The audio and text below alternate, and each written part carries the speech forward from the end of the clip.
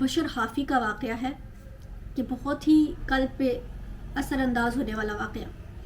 کون سا واقعہ ہے کہ بشر حافی ایک شخص تھا.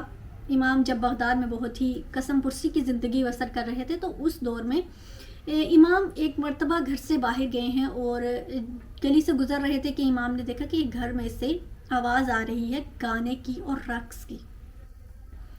امام جب گزر رہے تھے تو وہاں سے اسی گھر کے اندر سے ایک بڑھیا اور خاتون نکلی ہے جو کہ کوڑا پھینکنے کے لیے باہر آئی تھی.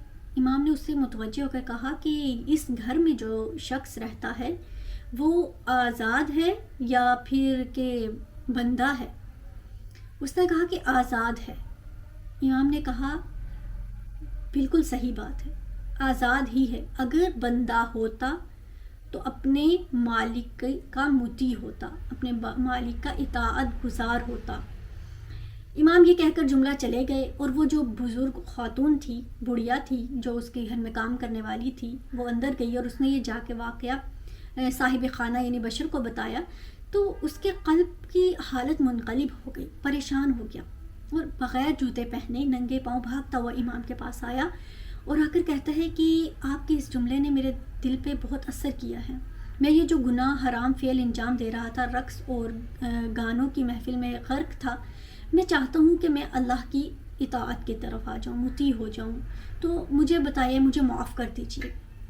امام نے فرمایا مجھ سے نہیں بلکہ اللہ سے معافی مانگ، خداوند متعال تجھے ضرور معاف کر دے گا. اب اس نے اللہ سے خداوند متعال کے حضور معافی طلب کی تو اللہ نے اسے معاف کر دیا.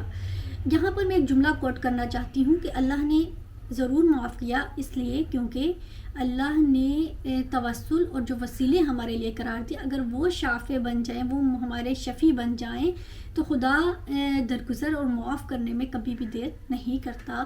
ویسے بھی اللہ اتنا مہربان ہے کہ اگر انسان خلوص سے دل سے خدا سے معافی طلب کرے تو خداوند متعال ضرور معاف کرتا ہے.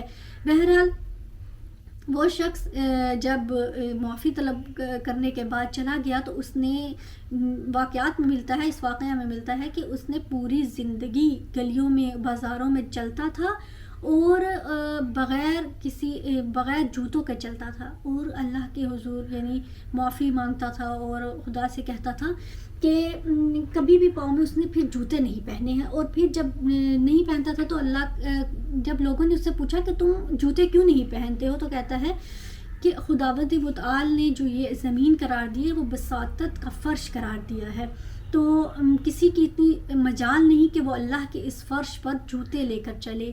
تو یعنی اس کے اندر اتنا وہ عاجزی آ گئی، اتنی وہ خداوند متعال کے قریب ہو گیا، قرب حاصل کر لیا کہ اس نے اپنی نمود و نمائش اور اپنی ظاہری جو اس کی دنیاوی توجہات تھی اس کو اس نے غرق کر دیا، ختم کر دیا اور وہ پھر پوری زندگی جوتوں کے بغیر ہی چلا. اور کہتا ہے کہ میں اس لیے جوتے نہیں پہنتا کیونکہ جب میں نے اپنے خداوند متعال سے اپنے اللہ سے معافی طلب کی تھی تو اس وقت میرے پاؤں میں جوتے نہیں تھے، تو لہٰذا اس لیے میں نے یہ عہد کر لیا کہ میں پوری زندگی خدا کے اس فرش پر، خدا کے زمین پر بغیر جوتوں کے ننگے پاؤں پھروں گا. تو بہرحال اس واقعہ کا مقصد یہ ہے کہ امام علیہ السلام اطاعت کی طرف متوجہ کرتے ہیں. جیسے کہ اس واقعے میں امام نے ایک جملے کے ذریعے اسے اتنا مطیع بنا دیا کہ وہ اللہ کے حضور اس قدر محب اللہ کا بن گیا کہ اس نے دنیا کی جو معاملات تھے اس کو اپنے سے دور کر دیا اور خداوند متعال کا مطیع و فرما بردار بن گیا. تو سامعین محترم، ہمارا جو آج کا اس پوڈ کاسٹ کا مقصد ہے وہ ہے امام موسیٰ کاظم کی زندگی سے فقط ایک چیز اپنی زندگی میں ڈھال لیجئے تاکہ امام ہم سے راضی و خوشنود ہو جائیں اور دنیا اور آخرت میں ہمارے شفیع اور ہمارے مہربان ہم پر مہربانی کریں اور خدا کے حضور ہمارے لیے دعا کریں کہ اللہ ہمیں بخش دے. والسلام علیکم ورحمۃ اللہ وبرکاتہ.